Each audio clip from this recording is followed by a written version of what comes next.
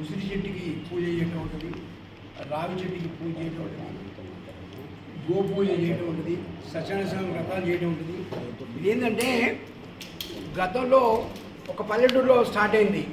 ఎట్లా మనం అందరం కలవాలి అంటే ఎట్లా ఒక కలయిక ఏర్పడాలంటే ఒక వనభోజనానికి ఆ రోజుల్లో పెద్దలు పెట్టింది. ఆ పెద్దలు పెట్టింది ఇలాంటికి మనం కంటిన్యూ చేస్తున్నాం.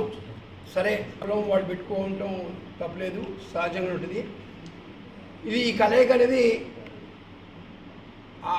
ఆ చోటనే పెళ్ళిళ్ళకి సంబంధించిన విషయాలు కూడా వస్తాయి.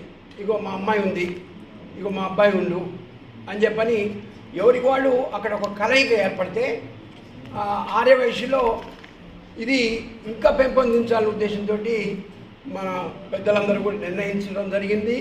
24వ తారీఖు ఈ నెల చెరుకూరు వారి తోటలో ఏర్పాటు చేయడం జరిగింది. ఇంకోటి ఏంటంటే మీరు తీసుకుపోయి ప్రజల్లోకి తీసుకుపోయి ఆర్యవైశ్యులందరికీ సమీకరించే ఆలోచన మీ ద్వారా తెలియపరుస్తున్నాం. నాకు ఈ అవకాశం ఇచ్చిన పెద్దలందరికీ ధన్యవాదాలు.